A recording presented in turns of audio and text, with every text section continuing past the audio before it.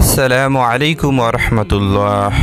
আমরা ইসলামিক ইতিহাসের পাতাগুলো যখনই ঘাটাঘাটি করি ঠিক তখনই আমাদের সামনে চলে আসে হযরত আলী রাদিয়াল্লাহু তাআলা আনহুর মৃত্যুর ঘটনা। হযরত আলী রাদিয়াল্লাহু তাআলা আনহু মৃত্যুবরণ করেন 40 হিজরির 17 রমাদান।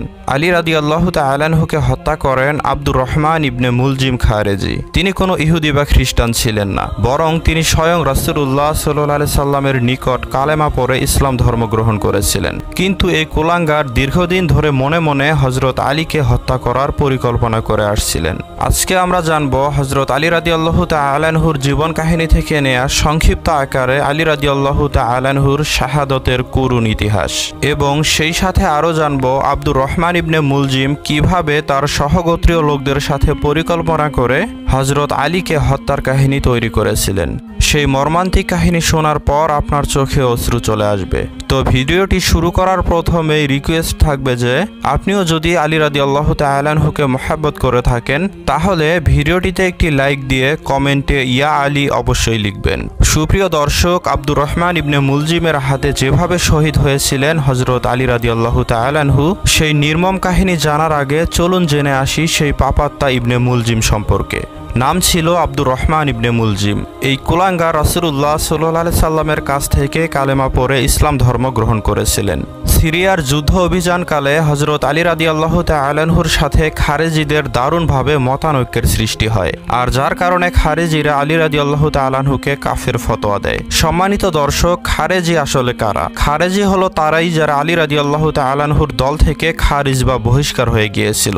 মানে আলীকে যারা কাফির বলে ফতোয়া দিয়েছে তারাই হচ্ছে মূলত খারেজি। কারণ হচ্ছে আলী রাদিয়াল্লাহু তাআলা আনহু কখনো কাফির হতে পারে না। যেখানে স্বয়ং রাসূলুল্লাহ সাল্লাল্লাহু আলাইহি সাল্লাম আলীকে জান্নাতি বলে ঘোষণা দিয়েছেন, সেখানে আলী রাদিয়াল্লাহু তাআলা আনহুকে কাফির ফতোয়া দেওয়া ইসলাম থেকে খারেজ হওয়ারই নামান্তর। তাই মতের অমিলের কারণে যারা তাকে কাফির বলেছে তারাই ইসলাম থেকে খারিজ হয়ে গিয়েছে। কিন্তু তবুও আলী রাদিয়াল্লাহু তাআলা আনহু বিভিন্ন কৌশলে বিভিন্ন উপায়ে তাদেরকে বোঝানোর চেষ্টা করেন, কিন্তু তিনি তাদের বোঝাতে ব্যর্থ হন।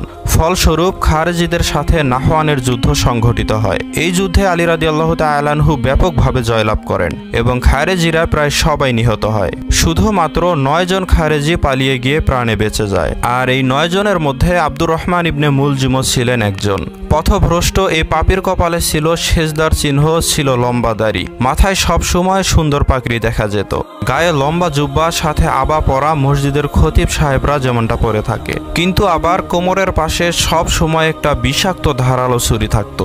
উদ্দেশ্য ছিল হযরত আলী রাদিয়াল্লাহু তাআলা আনহুকে সামনে পেলেই হত্যা করবে। তো সেই উদ্দেশ্যকে কেন্দ্র করেই পূর্ব পরিকল্পনা অনুযায়ী ইবনে মুলজিম ইরাকের কুফায় চলে আসেন এবং তার পুরাতন বন্ধুদের সাথে মিলিত হন। কিন্তু পরিকল্পনার কথাটি প্রথমে গোপন রাখলেও পরবর্তীতে সাবিব ইবনে সাজারা নামক এক ঘনিষ্ঠ বন্ধুর সাথে শেয়ার করেন। আব্দুর রহমান ইবনে মুলজিম আলী রাদিয়াল্লাহু তাআলা আনহুকে হত্যা করবেন বলে সাবিবকে স্পষ্ট জানিয়ে দেয়, কিন্তু সাবিব তাকে এ ব্যাপারে বিরত রাখতে চাইলেও পরবর্তীতে তাকে সাহায্য করবে বলে সম্মত হয়। তামিম গোত্রের 10 জন এমন ব্যক্তি ছিল যারা খারেজিদের অন্তর্ভুক্ত ছিল এবং নাহওয়ানের যুদ্ধে নিহত হয়েছিল। তাদের যে সমস্ত আত্মীয় স্বজন কুফায় বসবাস করত তারাও আলী রাদিয়াল্লাহু তাআলা আনহুর প্রতি অসন্তুষ্ট ছিল। তো ইবনে মুলজিম কুফায় অবস্থিত যে সমস্ত লোক আলী রাদিয়াল্লাহু তাআলা আনহুর প্রতি অসন্তুষ্ট ছিল তাদের সাথে এসে সব সময় মেলামেশা করত এবং তাদের বাড়িতে নিয়মিত যাতায়াত করত। তো সেখানে তার হযরত আলীর উপর রেগে থাকা কাতাম নামক এক অতি সুন্দরী নারীর সাথে সাক্ষাৎ হয়। কাতামকে সে প্রথম দেখাতে ভালোবেসে ফেলে এবং কাতামের পিতামাতার নিকট বিয়ের পয়গাম পাঠায়। আর সে বিয়ের প্রস্তাব পাঠালে কাতাম একটি শর্তের মাধ্যমে বিয়েতে রাজি হয়ে যায়। শর্তটি ছিল বিয়ের আগেই তাকে মোহর পরিশোধ করতে হবে। ইবনে মুলজিম কাতামকে মোহরের পরিমাণ জিজ্ঞেস করলে সে বলে নগদ 3000 দিরহাম, একটি দাস, একটি দাসী এবং আলী রাদিয়াল্লাহু তাআলা আনহুর কাটা মাথা।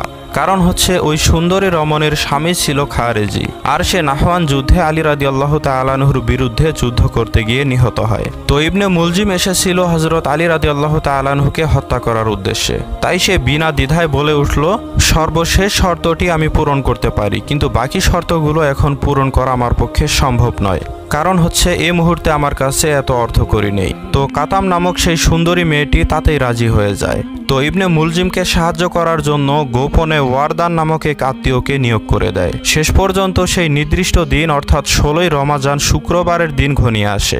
ইবনে মুলজিম, শাবিব, ইবনে সাজারা এবং ওয়ারদান এই তিনজন রাতে কুফার মসজিদে গিয়ে অবস্থান করে এবং মসজিদের দরজার কাছে গিয়ে ঘাপটি মেরে বসে থাকে। তো হযরত আলী রাদিয়াল্লাহু তাআলা আনহু অন্যান্য দিনের মতোই মানুষকে নামাজের জন্য আহ্বান করতে মসজিদে প্রবেশ করেন এবং তিনি মসজিদের ভেতর ঢুকে সুন্নত নামাজের নিয়ত করেন। তিনি যখন নামাজরত অবস্থায় ছিলেন তখন সর্বপ্রথম ওয়ারদান পিছন থেকে হযরত আলী রাদিয়াল্লাহু তাআলা আনহুর উপর আঘাত করে, কিন্তু তাতে সে ব্যর্থ হয় এবং তার তরবারি দেয়ালে গিয়ে আটকে যায় এবং হযরত আলী রাদিয়াল্লাহু তাআলা আনহু সামনে এগিয়ে যান। তো তাৎক্ষণিকভাবে ইবনে মুলজিম বিদ্যুৎ বেগে আগে বেরিয়ে তরবারি দিয়ে আলী রাদিয়াল্লাহু তাআলা আনহুর কপালের উপর আঘাত করেন।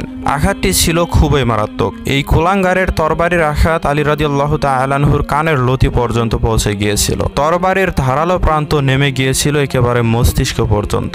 এমনটা অবস্থায় মুসল্লিরা জামাতে নামাজ পড়ার উদ্দেশ্যে আসলে হযরত আলী রাদিয়াল্লাহু তাআলা আনহু তাদেরকে দেখে ঘাতকদেরকে ধরে আনার নির্দেশ দেন। ইতিমধ্যে শাবিব ও ওয়ারদান মসজিদ থেকে বের হয়ে যায়, কিন্তু ইবনে মুলজিম বের হতে পারেনি। সে মসজিদের একটি কোণাতেই লুকিয়েছিল।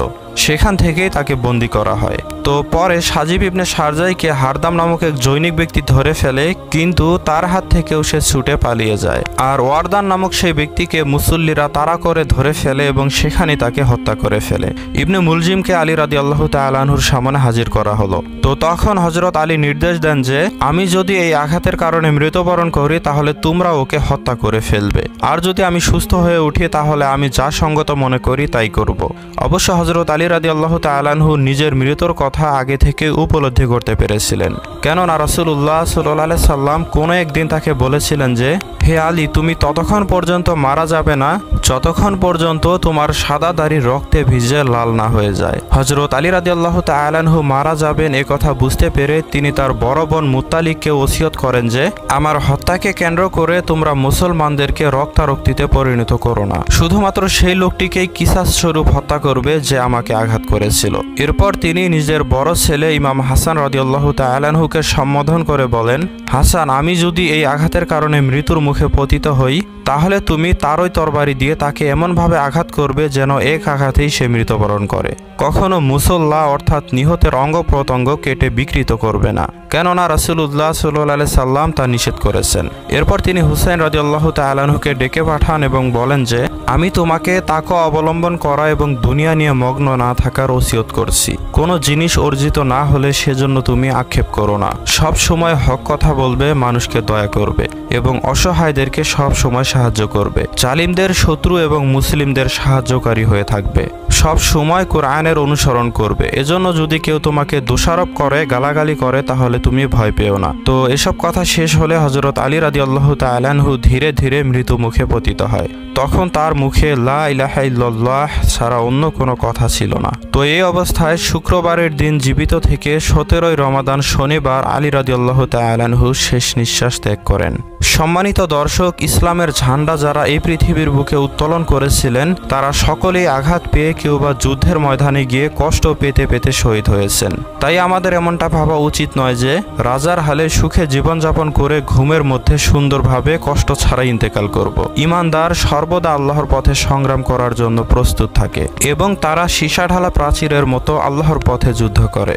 সম্মানিত ভিউয়ার্স, আমাদেরকেও তেমনটা হওয়া উচিত। তো আল্লাহ রব্বুল আলামিন আমাদের সবাইকে বোঝার তৌফিক দান করুন। ভিডিওটি ভালো লাগলে অবশ্যই লাইক দিয়ে সকলের মাঝে শেয়ার করে দিন।